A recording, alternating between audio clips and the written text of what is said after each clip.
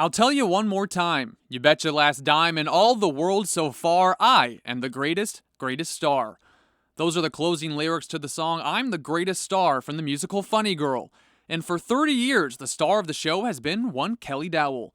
In the fall of 1985, the bright-eyed diva from Statesville, North Carolina, began her dream as a high school theater teacher. The North Iredell and Winthrop University graduate has since created a 30-year legacy full of award-winning plays and show-stopping musicals. For 16 years, she taught at South Iredell High School before making the move to Lake Norman High School, where she taught for 14 years. But now, the Queen Bee is calling it a career. How do you think you have changed in those 30 years? Well, of course, experience gives you a lot of wisdom, hopefully. And I used to be a lot more patient, and I wish that I had kept that essence, because I know when I first started, I feel like I had more patience than I do now. And hopefully you learn your craft better and you can do better productions. And what do you think you've learned the most about yourself and about teaching and kids? That it is a gift. It takes a lot of different qualities to talk to kids, and I love the high school age the most, but yet I also, in different things that I've done through a Bible camp and things, I enjoy the small level and the medium. I mean, everybody really wants to learn. That just depends on how you can get to them and relate to them and hopefully bring out the best in them. Dowell taught many classes over her 30 years, but her biggest and most time-consuming one was her advanced acting class, nicknamed the Academy.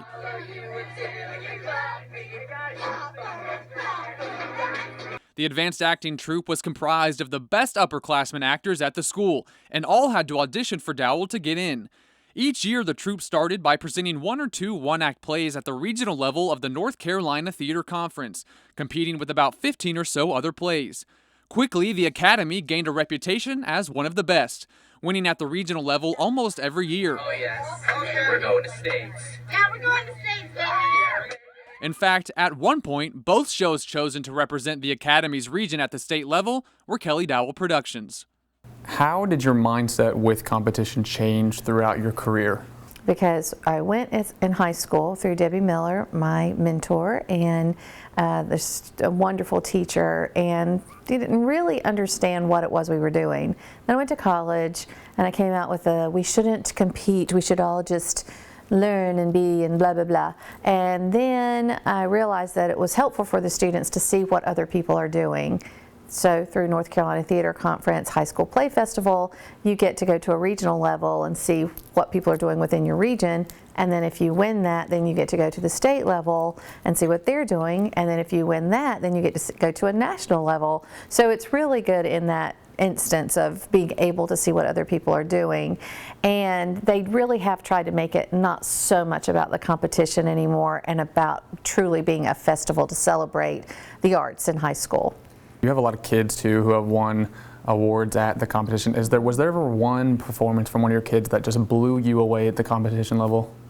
Probably. I could name a whole bunch of people, and Caroline Easom is probably one of the most talented as far as making choices through our improv thing that we do once a month, and she did get 2 Best Actress awards at the regional level. But I think Amanda Smith, because we did a chorus line, and she didn't have the confidence. She didn't think that she deserved the role that she got, and she didn't think that, people had told her she couldn't sing, and this was something that had a song in it, and she had to sing by herself. And I was like, what, are you crazy? Of course. I had our chorus teacher, Miss Wagner, help us with it, and she was like, yeah, she can sing. And I was like, okay, that's what I thought. I just wanted to make sure. And then she got Best Actress of the whole regional level, and that just made me feel so good for her personally, because she didn't have that confidence. And just to see her just totally shock and think somebody else saw her that way as well, that's not in our little world, that was one of the happiest times I think that I had. With all the success Dowell and the Academy had at the regional level, they still hadn't made that next push, continually losing out at the NCTC state level. But in the fall of 2010, that all changed, as the Academy welcomed their most successful group ever. The troupe presented a one-act play called Nora's Lost, a show about an elderly woman named Nora who suffers from Alzheimer's. Nora gets lost in the woods and remembers her life through flashbacks. The show mirrored Dowell's real life, as her father Charles had suffered from a massive stroke just a year and a half earlier.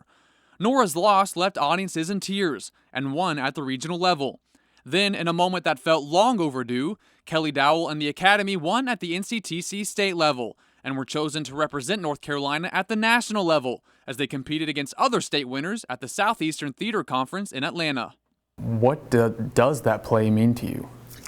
I have to say, it's probably the only play that I've ever directed that I never got tired of watching.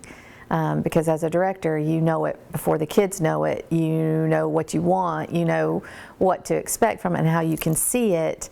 And then you do see it, and sometimes it goes there the full length, but then sometimes it doesn't.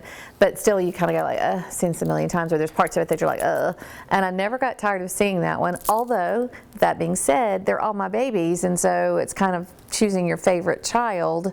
That's impossible to do, because I'm proud of all of them from some level, because nobody but the class and myself know where we started. So hopefully there's degrees of success no matter what the awards are, but it truly was shocking because I just was not expecting it at all.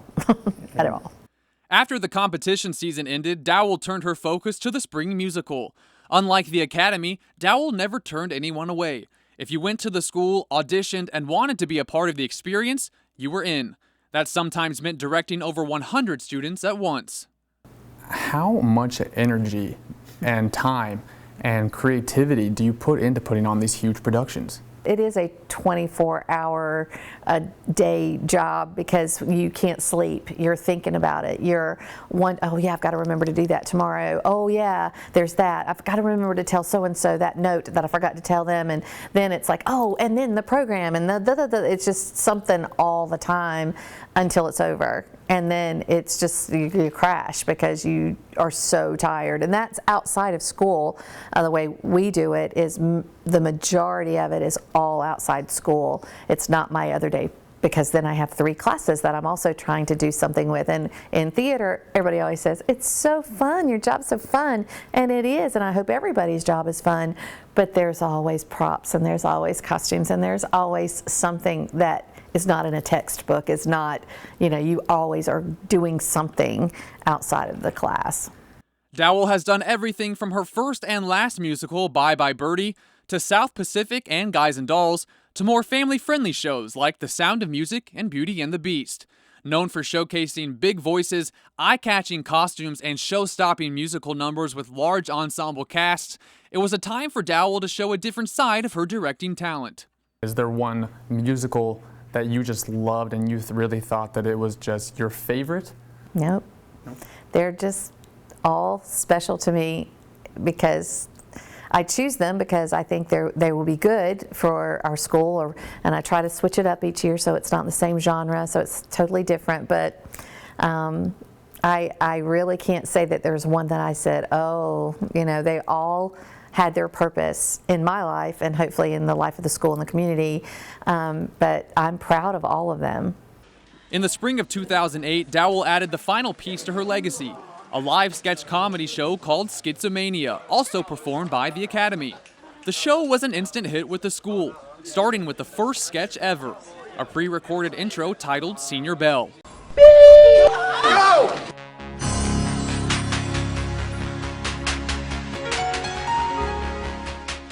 The sketch was a hilarious take on the Hunger Games-esque atmosphere at Lake Norman High School.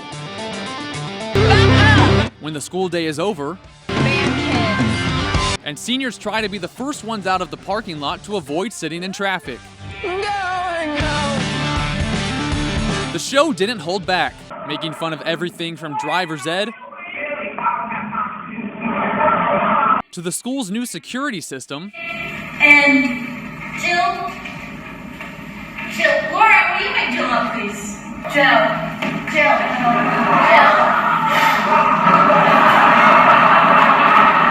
Mr. Griffin, we have a code 13. To dress code and weapons policies in school.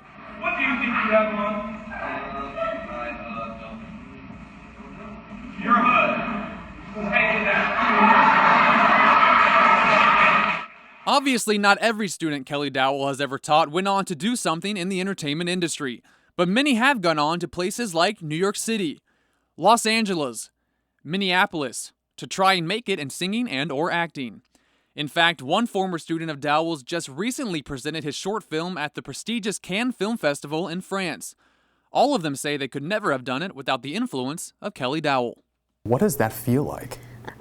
You're just very happy for them if that's their dream, if that's what they want, and you don't like hearing their stories and hearing what they've done and that they've grown through college or they've grown through a teacher or a coach or whatever, and it's just like good for you. You're really going for it, and again, if I had a small part in that. That is fantastic because I know how I feel about my high school theater teacher. As I said, she changed my life. So if I can do the same thing and be Mrs. Miller to other people, I'm okay with that. And now, what's next? That's what everyone wants to know. What are you doing next? I told you, supermodel, my dream. Seriously, just something with low stress and obviously taking care of my mother to help her as much as possible, but just something low stress and to be enjoyed. It definitely has to be with people because I'm a people person, and I wouldn't really mind working with the older aged people to help them in some way, because I think sometimes in America and possibly the world, but I know in America we just kind of shove them to the side and think they're not people anymore, and we lived that through Grandpa and when he was or my dad when he was in the nursing home and places like that people just tend to forget them, and they have given so much to this world that we can't just leave them, and that's something that I think I would like to be involved with. Well, I think I speak for everybody when I say that you changed my life. I love you so much. I'm going to miss watching your shows and everything, and you're the queen bee. Thank you. And I just do hope that I've touched people's lives in a positive way. I mean, I know that there are times when there are people out there who hate me, and I really hate that. I do regret that people didn't get that I really mean the best for them. But again, it's that same thing I think most teachers say, if you've changed one person's life, other than your son's, but if you've changed somebody's life, then that's an amazing thing. And we don't hear it because people graduate and they go on. So social media is really great for that because we do get to keep in touch with kids that we say, oh, how are you and what are you doing and that kind of stuff. So if I have, that's great. In 525,600 minutes, how do you measure a year in the life? How about love? Those are lyrics from the iconic song Seasons of Love from the Broadway show Rent. And for Kelly Dowell, it was 30 years full of love. Can't believe it's done. Just one more thing to see you. I love you. Full of laughter. Full of memories. And playing off the famous song For Good from another Broadway classic, Wicked, it's safe to say on behalf of every student over the last 30 years when I say, because you taught us, we have been changed for good.